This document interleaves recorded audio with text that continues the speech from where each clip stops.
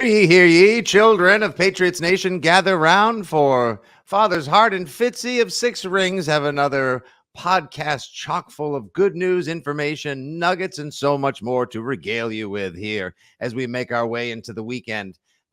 Little note for everyone listening, don't forget, no, this is not my ever so ungentle reminder to watch the Academy Awards. That's not terribly interesting. Don't forget to spring forward. The good news behind that being, Andrew, we will be 1 hour closer to the 2024 NFL draft, 1 hour closer to free agency, 1 hour closer to legal tampering opening up on Monday, knowing who could be the next overpriced, possibly overvalued, but highly necessary members of the New England Patriots.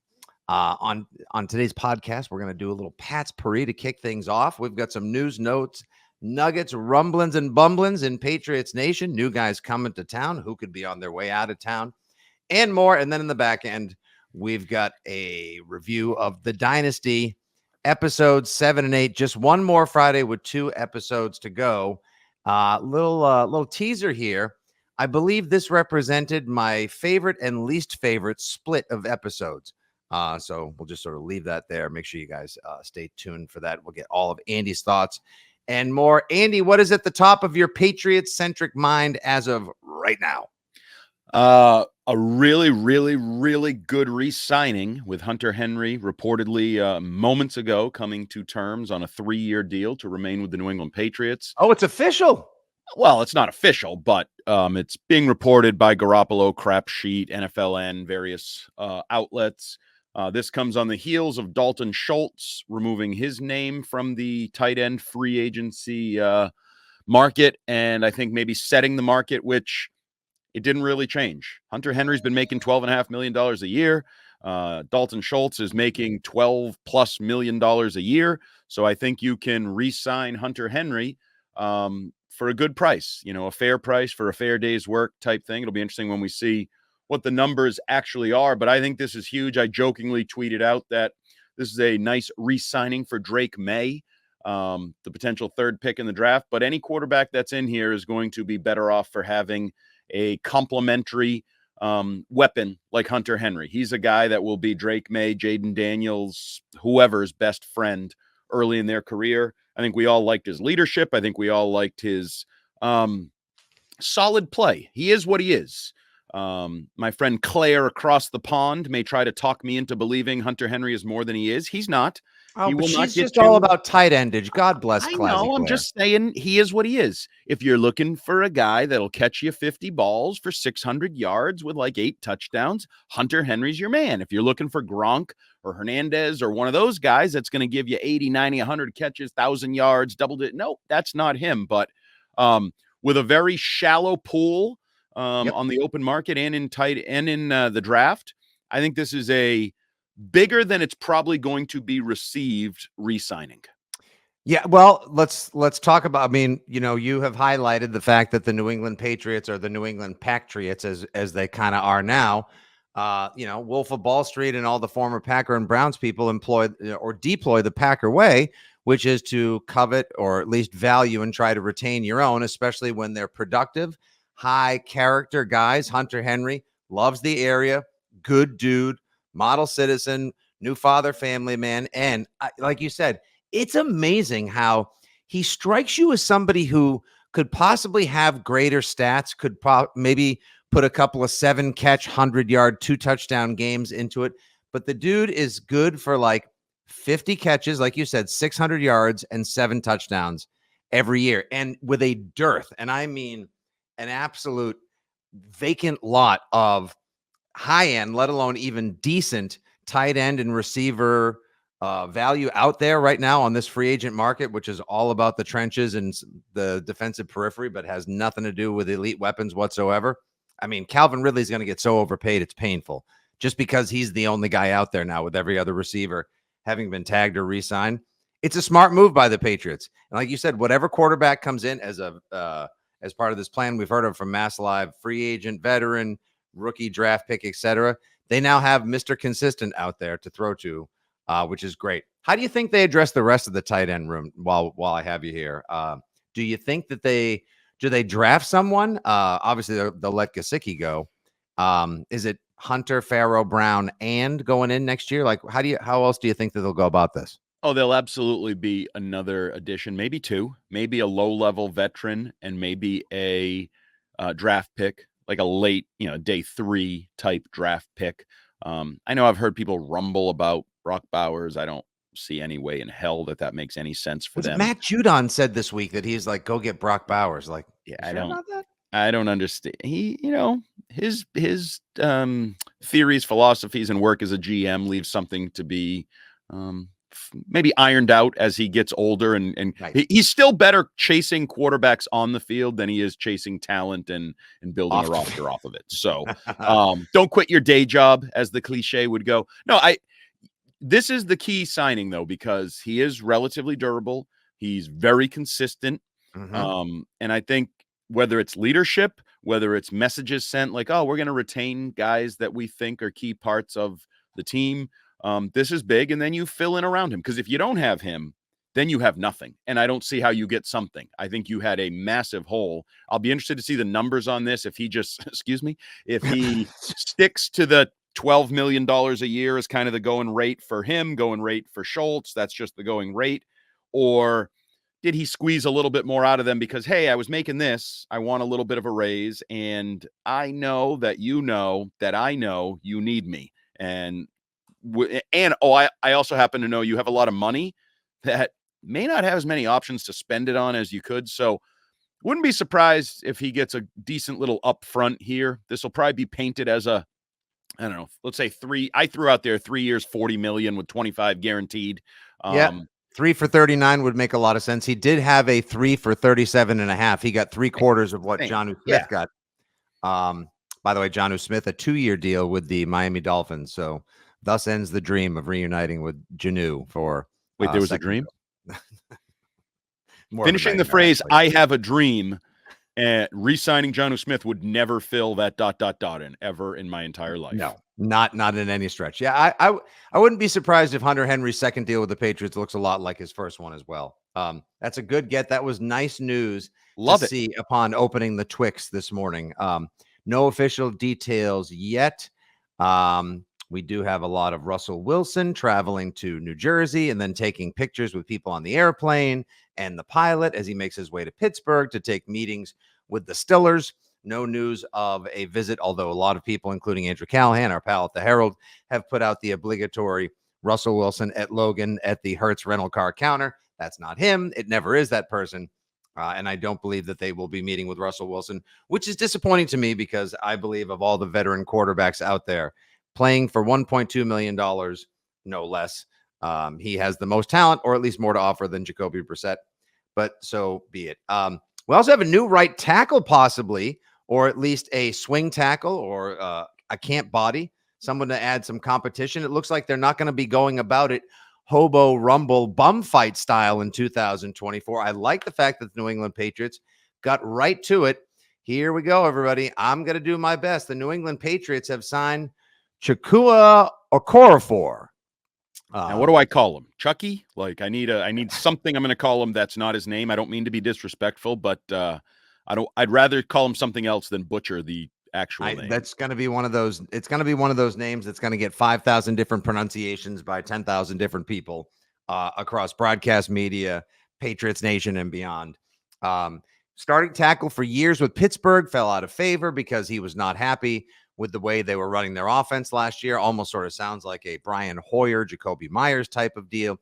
He gets benched. A little weird from a right tackle. It is. You don't hear right tackles being benched, like criticizing the offense very often. Receivers, quarterbacks, sure, that's part of it. Maybe even a running back here or there, but right tackles getting benched for voicing their displeasure with the play calling and the coordinator. It doesn't happen terribly often, but then again, I don't think there was a single person in Steelers Nation that was unhappy about the dismissal of Matt Canada last year. If you thought we were unhappy with Matt Patricia or with the way that the offense regressed last year, Steelers fans were none too pleased. The blame Canada meme going around and around and around until he was dismissed. Anyway, long story short, Okorafor shakes free from the Steelers. He doesn't have to wait until free agency because he was released. It wasn't that he just hit free agency. and he signs a 2-year deal with the Patriots. Is he on Onwenu insurance? Is he someone just to add to the pile, if you will, or throw into the mix? Or could this mean that Onwenu gets re-signed, shifted back into guard, and we have a right tackle possibly in the house? So first of all, just to clear up, Field Yates reported a 1-year deal Hmm. for your new right tackle. Well, tell the people at this garbage website, patriots.com, to change things. I would go with Field Yates. Now, he writes it intentionally misleading with a $4 million base value and an $8.25 million maximum value. Nowhere in there does he mention guarantees, because if the base value is mostly salary, you could be right. He could be a camp body and he could be cut. I mean, if he only got, let's just say he only got $400,000 guaranteed to sign or something like that, he's cuttable. Yep. And we're very leery of all these right tackles after last year, Andy, because what did we have? We had Calvin Anderson, Riley Reef. Oh God, Riley Reef. What a waste of $5 million that was. Jesus. How many other guys came in? Connor McDermott. There was one more, I feel like. Yeah, there was a lot going on with very little. Learned them, didn't care. They didn't play. Very little ROI on that action last year. But anyway, he could be anything from your starter at right tackle as Mike Onwenu insurance to cut in camp, depending on veteran money. Guaranteed money. Swing tackle is probably the most likely scenario that he's part of the mix, maybe not just given the starting job. We'll see if he wins it. He could be a sign. This could be a negotiating tactic with a guy without an agent. Oh, you want $20+ million a year? We just signed your replacement. How you like them apples? Why don't you go back to your advisory committee of lawyers and see how they react to that if you're going to work without an agent? So it's an interesting signing at a position of need. And we've talked about it. You need tackles. You don't just need a tackle. You don't just need 2 tackles. You need tackles. You probably need 3 tackles. Trent Brown, Mike Onwenu, if they're gone, you probably need to add at least 3 tackles to the overall mix. So you've added 1. I think we all hope maybe they'll add another in the draft in round 2, round 3, wherever that is. And then there'll be another veteran. There'll be another late round pick. Maybe one of them is Mike Onwenu. I don't give up total hope. But who was the signing yesterday that got 16 and change? The guard that signed, re-signed 3 years, $48 million. I thought. Oh yeah, wasn't it someone in Jacksonville? I believe. I think he got 3 for whatever it was. It was a lot of money and good money, and Onwenu with more versatility, tackle money, bump outside. I'm more and more thinking that number I had heard, that $22 million, may not be quite as ridiculous as it once seemed to me. So we'll see. As far as like what the market dictates, there had been heard about something along the lines of like Onwenu's deal could go up to or in excess of $22 million. Squeeze me. That's a lot of American money. That is everybody gets mad when I say that, but that's what I've heard. I mean, Curran and Phil Perry were like, that's ridiculous. And I'm like, I didn't set the number. I just hear the number. And I like Onwenu. I want Onwenu. I thought he should have been bullet point number 1 in the offseason plan, but not for. So if you run those numbers just real quick, in case anybody doesn't get like math and contracts, that would be a 4-year, $90 million deal. Nope. Do not want. No thank. Last year with guys like Juwan Taylor, the right tackle for Kansas City, who left the NFL holds leader. Exactly. Yeah, he got 4 for 80, which I thought was wildly overpaid. And they let Orlando Brown go, and Orlando Brown got 4 for 64 from Cincinnati and had a much better season. So I'm sure Kansas City sort of kind of regrets that. If I think Onwenu should be looking at Joe Thuney money, like $16 million a year guaranteed to play guard in the NFL is some pretty nice money. And I think Joe Thuney has been the gold standard for the last couple of years as well, playing at a pretty much consistent Pro Bowl, if not all pro level. Obviously missed out on the Super Bowl because of his pectoral injury. That's where Onwenu should be looking. If he wants north of $20 million with no agent no agent fees to pay for, do not want hard pass. God bless. And I'm glad it worked out for you. But no way. By the way, Andy, real quick at that website, NFL.com, Jonnu Smith's deal was a 2-year, $10 million deal, $5 million a year. See what if Mike McDaniel can get something out of him, God bless. Hunter Henry has officially agreed. That's a perfect spot for him. That offense with those 2 receivers, he's going to have space to run in the middle of the field. They're built on getting the ball in athletes' hands. Now, the Patriots tried to do that, and Jonnu Smith just deflected it to the other team more often than not. But He did catch 50 balls last year for his buddy Arthur Smith, who seems to get the most out of him. So, that's going to be a kick in you people's nuts when he comes to Gillette Stadium in a Dolphins uniform and catches like 6 balls for 112 yards and 2 touchdowns. Okay. We have too much to cover to take time fashioning a bet around that, but I'll take the under on every single part of that right there for another 6-pack of Narragansett. And you will be delivering me the beer this time, young man. Hunter Henry has officially agreed to a 3-year deal. The contract terms and details are as yet unknown, but stay tuned to all of our respective Twix feeds to find out the latest. Tyrone Wheatley Jr. also likely returning to the Patriots. Championship. There was another someone to add to the Hobo Rumble last year. By the way, is my guy Stuba still on the team? Andrew Stuber? I don't know. Does it matter? No, it doesn't really matter, but I'm just trying to figure out exactly who's going to be working the room in England for time this season. We should do a list of all Fitzy's guys that are like going into their second year that Fitzy thinks are going to be good because of some XYZ. They play safety, they play tackle, they play this, and they suck. And the Josh Bledsoes and the Andrew Stubers and all. It should be a memoriam. We should have sad Sarah McLachlan music playing, like with an eternal flame, their names. Like there's room to like leave some like crayons and paper so you can write them notes. And someone comes in and changes the flowers out and refreshes the gardening every day. The landscape. Yeah, it hasn't worked out. But there's always you're due. That's the whole thing. I'm due. So you got one to happen one of these days. Have you picked one for this year? We'll save that for a later podcast. I want you to make sure you have all your info and it's March. If we've got anything, it's time before the 2024 season. So the other notable nugget in the free agency world is wide receiver Kendrick Bourne on NFL Network detailing his health and that he's going to be ready for training camp and that he keeps banging the drum. He wants to be back in New England, and I want him back in New England. So sign him. Hey, this man. What's he going to? All right. Hey, I said just re-sign him. Okay. All right. So go ahead. Before we get into our last little fun portion here of the Pats per reaction, which will be trying to guess some of the free agent salaries and signings that'll come at the top of next week when tampering begins.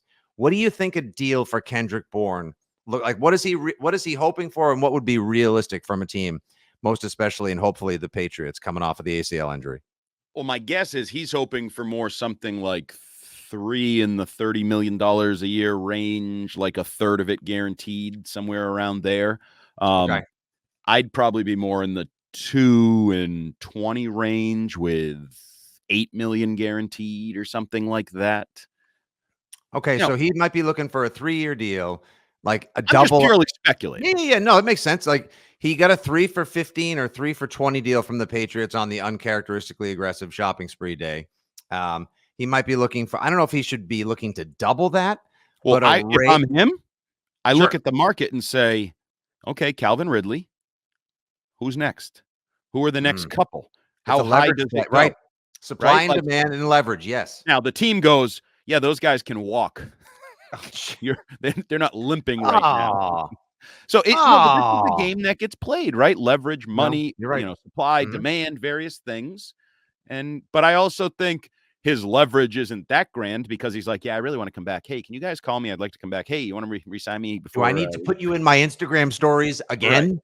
Right. So it'll probably come on the little bit lower end, but I would want him back. I think he's another asset. I don't think you're building around him. And I know these will be met by the Michael Felgers of the world with like eye rolls and these guys were here and you sucked with these guys here and all. You have to fill out a 53-man roster. You have to fill out a depth chart at every position. You have to have some continuity, in my opinion. Yep. And I think these guys are worthy of being, I didn't say overpay. I didn't say like, oh, you're done at receiver. If you get Bourne, you're done at receiver, move on to the next. No.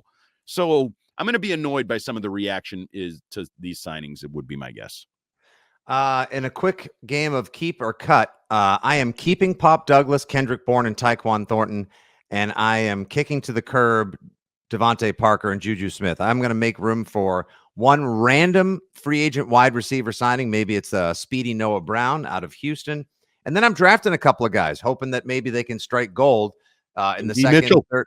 What's A.D. Mitchell? You That's can my guy. I'm all in. keep sending that. You and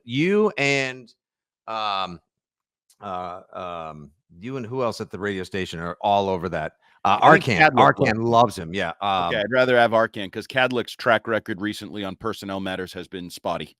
He should not have bought a house in the GM Judon cul-de-sac. That was a bad decision by Cadlick to have his pickle pizza delivered at 1 Judon Way. Not the best decision. Yeah, I don't. Devontae Parker, Juju. I'll eat that dead cat. And Juju Smith, by all accounts, Smith-Schuster, good guy. Everyone likes him. Knee. Good energy, but has a horrible knee. Like he's just not good anymore. He's an old Malcolm Mitchell. Yeah, exactly. He's old. Oh man, geez, coming off of the episode, we'll get to that momentarily. Episode 8 of the Dynasty too. Just you get a little flash of Malcolm Mitchell again. You're like, God damn it, that knee. Although you know what I like about him, I think everything. I think he gets better the further it gets away. He becomes like some package of like Len Bias, Tony Conigliaro, and Bo Jackson wrapped into one. It's like, well, I mean, he's still with us. My God. No, I know, but he's like, now you'd think he was gonna have 10 years, 10,000 yards, Mike Evans, and it was like he's a good receiver, but he gets better and better as the legend grows. Yeah, he was a dependable young Brandon LaFell, if you will, along those lines. Right. And he did regale us one time in the Putnam Club as part of the pregame Chalk talk shows that I get to host at the stadium with Bill Belichick's epic Super Bowl 51 halftime speech, where Malcolm Mitchell detailed a very tense, quiet locker room with nobody speaking as the Patriots went in down 21-3. The coaches were off in their offices arguing, yelling, and hooting and hollering with each other. They finish up. Belichick is the first to walk through the locker room, stands, looks around at everyone, and according to Malcolm Mitchell, said, well, if you play better, you'll win. And that was his rousing Super Bowl 51 halftime speech. I love Bill. Bill is Bill. And for everyone who says, he's being portrayed terribly in the Dynasty and, GD this organization for whatever, doesn't change the way I feel about the man or how I appreciate him as well. And, well, we'll get to that momentarily. Yeah, we'll get into that. Yeah. Andy, real quick, let's wrap up the Paris here. Let's just go ahead and I want to put him on the record because I have a feeling I'm feeling pretty good about one of my predictions here. Let's go on the record with anywhere between 0 and 3 free agency predictions. Give me some years and dollars for some free agents that the Patriots will target top of next week. Do you want me to go first? Yeah, why don't you go first? Okay. I am predicting. Here we go, right here, 2250. I am predicting that your New England Patriots will sign left tackle Tyron Smith to a 4-year, $72 million deal with $30 million guaranteed. I think your total may be a little high and your guaranteed may be a little low on that deal. But I agree with you. I think they have turned their attention to Tyron Smith being their priority on the offensive line. Now, whether, again, that's a tactic with Onwenu or it's, well, okay, you priced yourself out of our ballpark. We're going to move on over here for Tyron Smith. I definitely think there's interest there from them. The market's going to be interesting. The market, and we always talk about this. There's going to be some guy, Christian Kirk, and you're like, he got how much? Whoa, they overpaid for him. And then there's going to be another guy that's like, wait, Saquon only got what? Saquon signed for how little? So I always struggle with this. The trade market and the contract free agency market can always be interesting. Now, I know there's more money out there. The average cap space is up by whatever $1 million if you go to the over the cap guy and all these various things. They all got the extra $5 million this offseason they weren't expecting and all of that. I'm going to be fun. You know who's become my target? Let's go. I think they're going to sign Saquon Barkley for like 4 years, $45 million with $18 million guaranteed or something. Oh, hold on. I thought about it as I'm reconfiguring my office studio here. I thought about putting in a fainting couch, and I'll tell you straight up, if the Patriots sign Saquon Barkley, that'll be the kind of move that will legitimately get to like drop my phone, jump up, pop my fist, and say, "Let's effing go!" Like that. He is such a great. Like I know he's got injury problems. I know he's been on the shelf too much. He's like when he's healthy, when he's right. he's borderline Christian McCaffrey level. Like, he can do everything. He is a great receiver. He is a great back. He's a great third down option. He's good between the tackles. He's great in the flat. The guy can do everything. And if the Patriots get bold and say, you know what, we'll give you the money you want because we don't just value you as a running back and put you on one of those obnoxious Zooms. We value you as an offensive talent, and we want you to be a part of our future. I mean, you didn't I mention to you last week, or maybe it was with Keith? I don't know. We all talk a lot of football. That I wouldn't be surprised if Van Pelt's one bit of input is, all right, I love Ramondre. Give me a complimentary back so I can kind of get the Chubb and Hunt thing going again, like Stefanski and I I'd had get rolling. the Chubb if they sign Barkley. All right, everybody. This has been Six Rings and Football Things. Andy with his big holes and Chubbs. What? God. Then you put the Chubb in the big hole. I'm supposedly the child in this one. Nope, that is not accurate. I think it would be awesome. And I would definitely be excited about, or at least very enthused, if you will, if they get like a 2-year, $16 million deal with like Tony Pollard and make him Kareem Hunt to Ramondre's Nick Chubb, if you will, something like that. That's fine too. And the running back market it's not quite the safety market, but it's kind of flooded. When you look at Derrick Henry, Saquon Barkley, Tony Pollard, and Josh Jacobs, you have 4 Pro Bowl, all-pro caliber, could lead the NFL in rushing, other than Pollard maybe, but the other 3 have led the NFL or could lead the NFL in rushing. And I think, the opposite of Calvin Ridley. Calvin Ridley's price is going whoop, whereas both position and flooded market could drive the running back price down a little bit. And if you were expecting to do certain things to your offense and now you're like, wow, those resources aren't really available, look a little bit. Everybody's going right for receiver. Look left. Get a running back who can be a receiver. Let's oversimplify it. Give me 5 good players on the offense that can produce points, that can make plays. And if that's Ramondre Stevenson, Saquon Barkley, Hunter Henry, Demario Douglas, and A.D. Mitchell, I'm excited to watch the offense. Now, assuming it has a quarterback.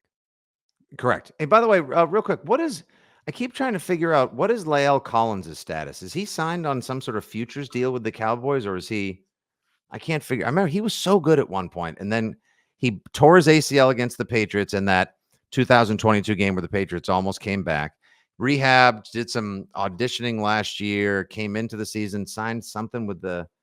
I can't quite figure out his story. I thought maybe he would. I guess he's still with the Cowboys on some sort of developmental deal right now.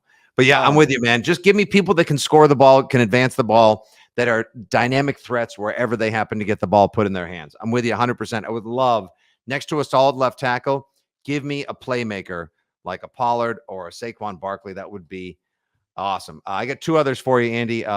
Real quick, just the good news on the Hunter Henry deal gets better.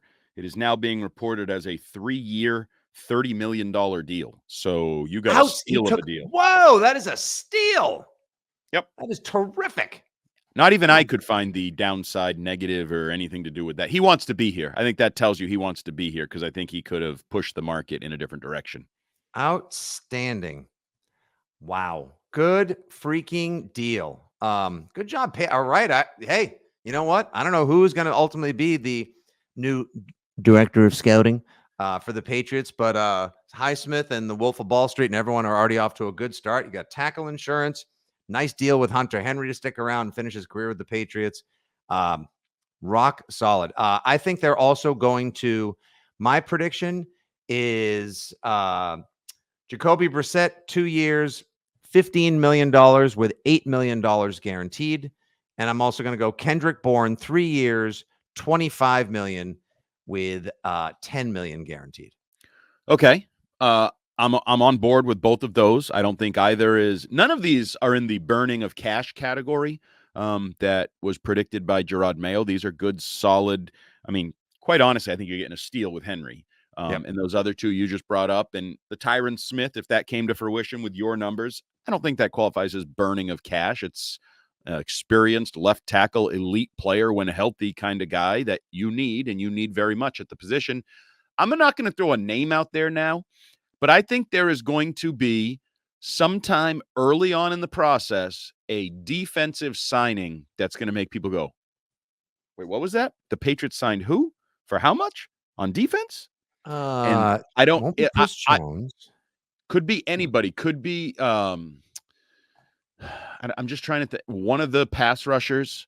It Josh could Allen. be. Maybe what if they go like, wait, what, we already have Judon and there's Keon White and we got Dietrich and I everyone think there will else. be an impact defensive signing. I really do. And I wouldn't rule out even, veteran guys that'll be a little bit less. I love Tom Curran's idea of Stephon Gilmore for $8 or $9 million a year to pair Why up not? with Christian Gonzalez and mentor him. The market at safety is now flooded. You have all pros in Justin Simmons, Jordan Poyer, those guys.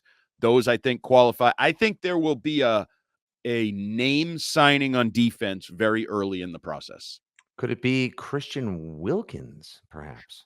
That would be a massive one. Bring the Mm-hmm. Springfield kid home to play in Foxborough. I don't know who it is, but Yep. just feels like it's too quiet. There's too much of an assumption it's going to be all offense, and you have a defensive head coach, and you're building from a position of strength, and to solidify that position to make you even more dominant on that side. I feel like there's one of those coming, and I feel like I like it. What imagine if it's like Danielle Hunter, who has his pass rush win rate is outstanding. He's ridiculous. Also, dude gets home. And he gets home with biceps like that are doing damage. Vascular. Yeah. He's just a man. That's a man. Hey, all right. This is getting very descriptive. It's a very graphic first leg here. All right. So there we go. There's some free agency predictions. We talked about returning Patriots, rumors, and so much more. Hunter Henry officially back with the Patriots. You heard it here live, even though you're listening to this a couple hours after we record this on a Friday morning here on Six Rings and Football Things. Stay tuned. It's time to talk a little Dynasty episodes 7 and 8. All right, Andy, it is the penultimate Friday of Dynasty docuseries episodes. We just saw 2 more, episodes 7 and 8. They are titled Under Pressure and Score to Settle. Under Pressure, of course, is Under Pressure, the Freddie Mercury theme, the famous Queen song sung by David Bowie and Freddie Mercury, is used in that great opening montage in episode 1 to start the Dynasty series off. And I have a feeling the way that went, it got a lot of people pumped and jacked for a series that was going to give them even more insight and more Pats porn for the diehards of Foxborough faithful and Patriots Nation. Since then, editorial, creative, and historical choices made by director Matthew Hamachek and writer of the book and the Dynasty docuseries Jeff Benedict have stirred Patriots Nation in a way that I was a bit surprised by myself. It's controversial. A lot of people say they don't like it. They feel like Bill Belichick is being frowned upon, that it's whitewashing some history. Robert Kraft looks too good. A lot of people were very polarized by episode 6 about Aaron Hernandez. Between these 2 episodes, episode 7, Under Pressure, and episode 8, Score to Settle, these represent my favorite and least favorite episodes. I didn't love Under Pressure. I didn't like the way it was edited. It was my least favorite to date. I don't know. I didn't like the fact that, correct me if I'm wrong, didn't they in a non-linear way, Andy, they kind of screwed up the way that the pressers happened. They used part of Belichick's Saturday Mona Lisa veto presser first in the episode, and they don't include one of the great all-time viral comedy gold moments. They don't use the Mona Lisa veto line for some reason. That was inexplicably edited out. And then they run Brady's presser. Now, we all remember how confounded Brady was at getting hammered by the press about, did you know the balls were underinflated, this and that and the other. And that press conference is then run later, but in actuality, Brady happened on like a Thursday, I believe, and then Belichick spoke famously like early on a Saturday afternoon. Also, I would have liked a little more context, I believe. Correct me if I'm wrong here as well. Like, it's all about, the Colts thought the Patriots were cheating. All right. But why is that? Because John Harbaugh was pissed off because Belichick ran the Saban formation that worked against LSU. They didn't make much of that at all. They gloss over the Edelman-Amendola pass, which will piss people off in that great Baltimore game. But that's what Harbaugh's pissed. Doesn't Brady say to him, Maybe you should learn the rules. And that's then Harbaugh's like, I'll show you, MFer. They call the Colts, and then DeQuell Jackson picks the ball up. Like, it was a little pitchy for me, dog.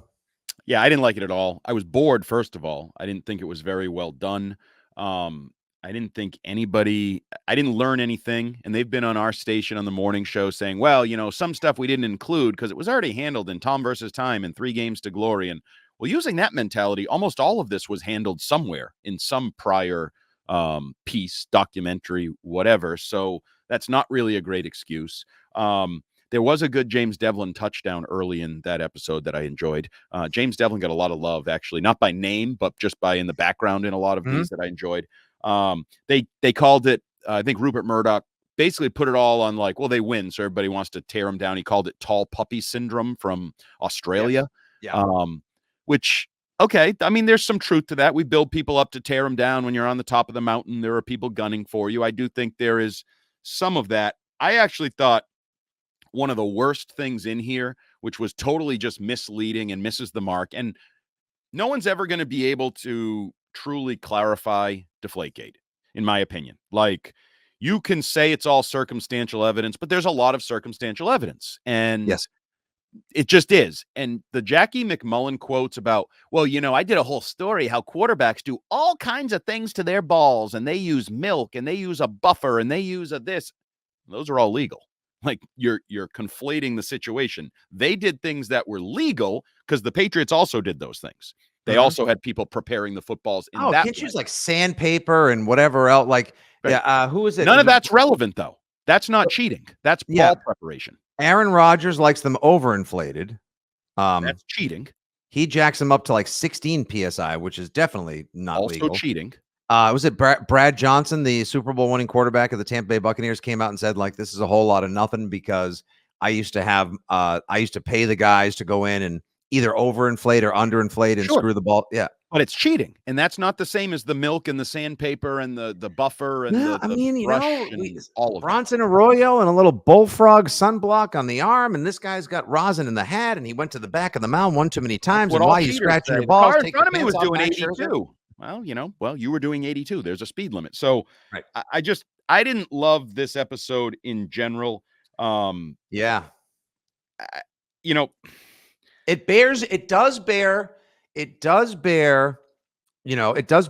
it's certainly worthy of a whole episode because we all remember.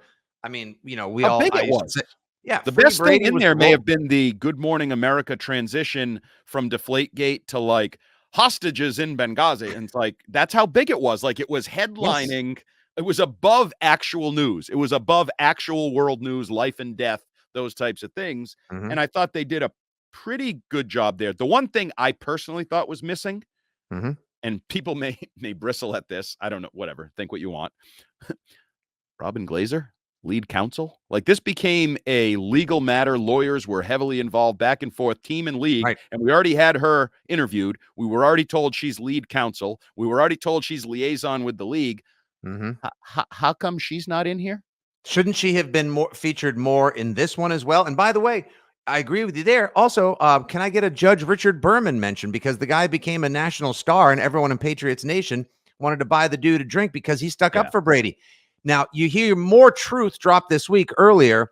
In case you guys missed it, I put it on the old Graham and all the socials at FitzyGFY, the clip where Bill Burr absolutely annihilated Pat McAfee and the Colts organization. I know you have your feelings about Bill Burr, but he's very funny. Come on. He was very good in this clip. He annihilated them over the fact that basically the league went to Article 46 and like, oh, he's an employee. We can suspend an employee, even though it's, we all know that it's horseshit. And it's a great clip as well if you want a little justice or a laugh at what nonsense it was. But, these were other people like it was such a national, international saga. It was so comedic. I know they feature Portnoy's sit-in at the NFL offices as well, and Burr's in the episode. But it just became such a farce. I almost wanted to. It's a real challenge to try to like juggle the farcical nature of it and then get down to the nitty-gritty of Super Bowl 49. And look, I understand in 3 Games to Glory or Do Your Josh 1, 2, or 3, whatever it was, they spent time going over Ernie Adams having them run the play where Garoppolo threw the ball. I didn't like the way that they necessarily handled Malcolm Butler picking off the ball. Like, he tells a completely different story there than he tells to people in real life, where he's like, I didn't know what was happening. Brandon Browner told me what to do on that play. Because one was a Kenny. This is where I get into, everybody's saying this is a biased representation of what happened. This is a Kraft production and Bennett, all that. And NFL Films is like, we don't want any part of this. Yeah, because NFL Films, you're just as biased in a different direction. You have blown smoke up everyone's ass for Bill Belichick for 2 decades. And that's why Bill Saballs and the Belichicks are like, and I'm fine with it. I'm fine with it. Just like I accepted that for what it was. I can accept this for what it is. Now, 2 things I took from here that I really enjoyed and were sort of new to me. The Darrelle Revis, after he got stung by a bee, was on camera telling everybody that Tom Brady bawled his eyes out when he was talking about this. I didn't know that. That was sort of new to me. That was great. I like seeing Revis in this too. I did. And then I don't know if you made this connection in your mind, but probably only me, because, you know, this thing works in weird ways. Robert Kraft and Rocky's wife, Adrian. You see the connection? Talia Shire? I don't know. Adrian from Rocky. Yes. Adrian. Robert Kraft said, you can't win, Brady. Like, he gave up on Tom Brady, the fight. And just like Adrian gave up on Rock, you can't win.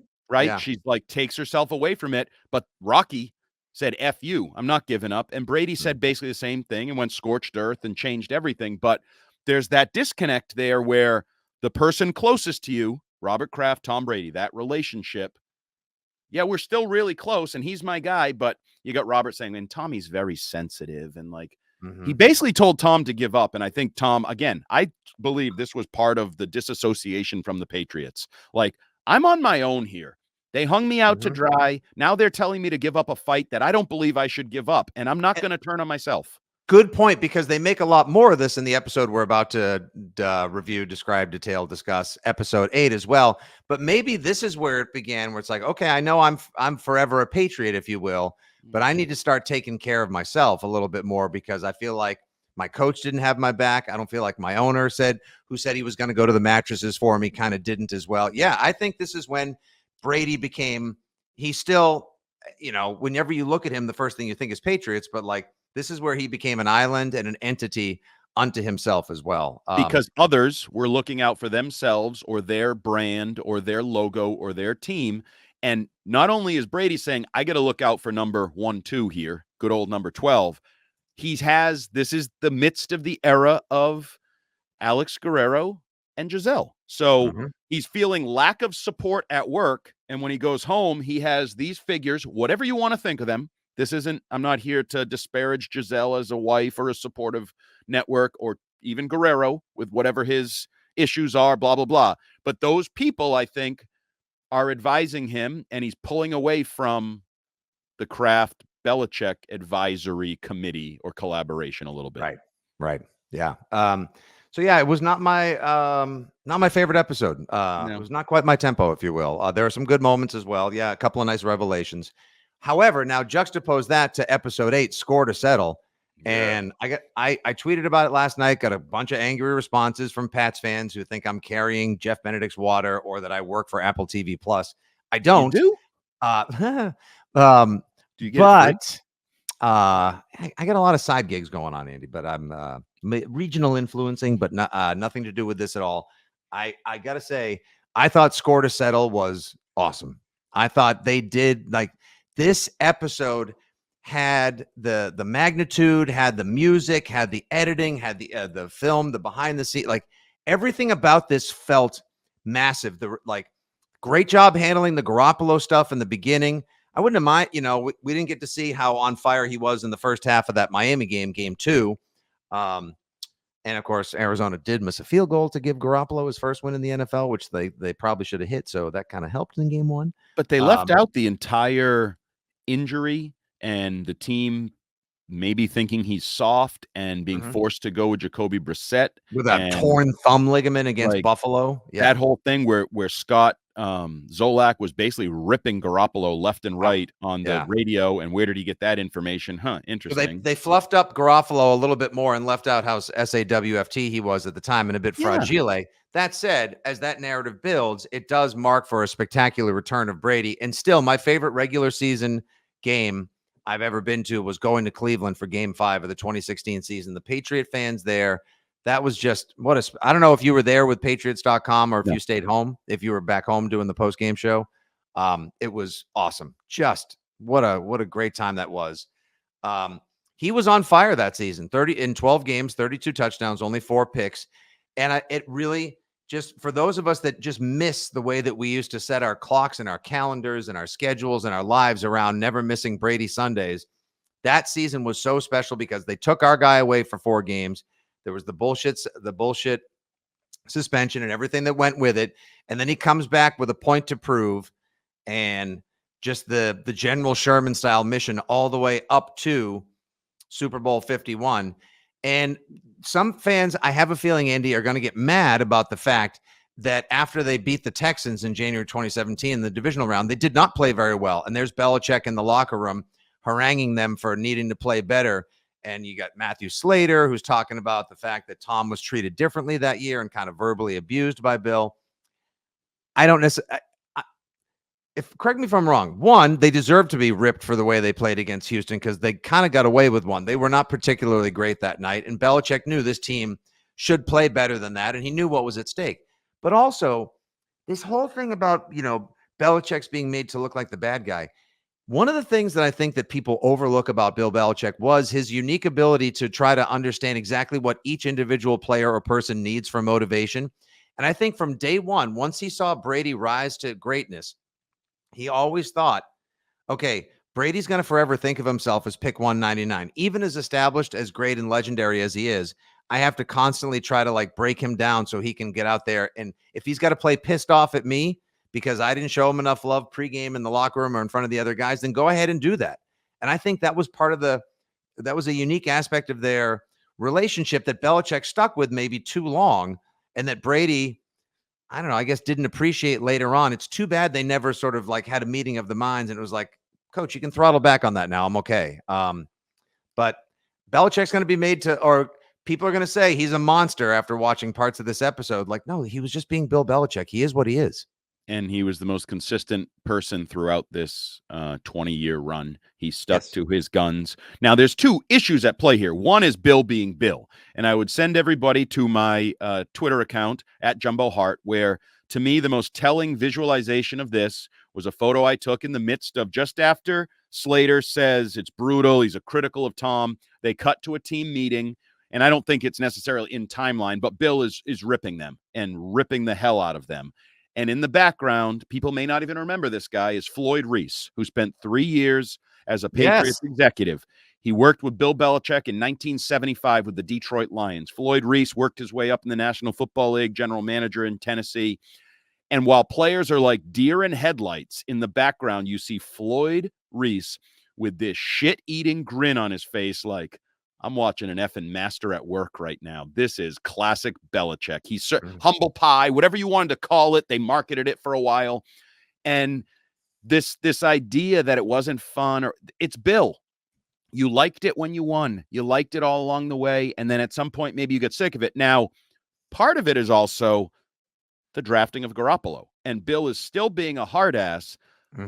But he's also preparing for the end. And Robert tells us, he's giving me stats about Tom's deep balls are near the bottom of the league and different things. And he's fading and we got to prepare. And he makes comments about his age and various things. And that, I think, rubbed people the wrong way. Maybe even Matthew Slater. I think Matthew Slater is the most interesting one here. It's one thing to hear Gronk be like, yeah, even when we won, it didn't feel like we won. But Matthew Slater, a football lifer, his dad is a trench warrior in the Hall of Fame.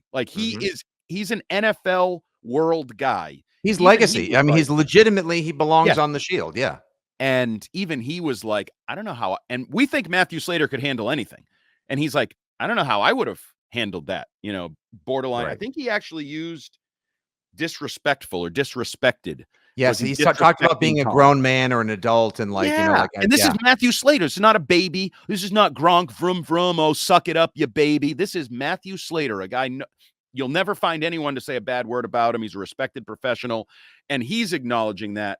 But I think you have to always remember those two levels. Bill does it his way, which is always negative and snide. I go back to that Tony Gonzalez story at the Pro Bowl where Bill ripped him for a kickoff at the Pro Bowl that he didn't block absolutely, that is one of my favorite. And Gonzalez is like, it's the Pro Bowl, and Belichick's like, what the F are you doing, Gonzalez? But he didn't even, he was like, That. the way Gonzalez tells it, it was Oh. even more snide than that. It was like, yeah, nice effort, Gonzalez. Yeah, real nice effort on that. You're a real freaking Pro Bowler kind of thing.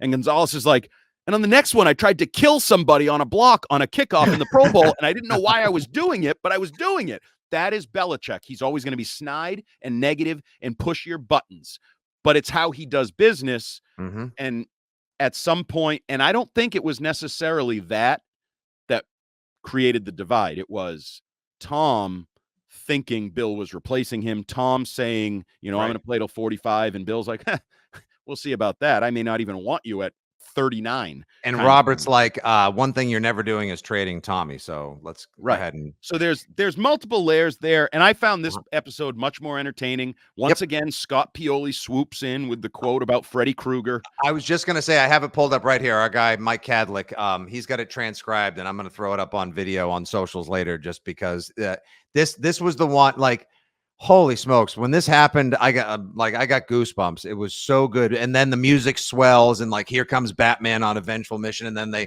go into the Brady montage coming back in the Super Bowl.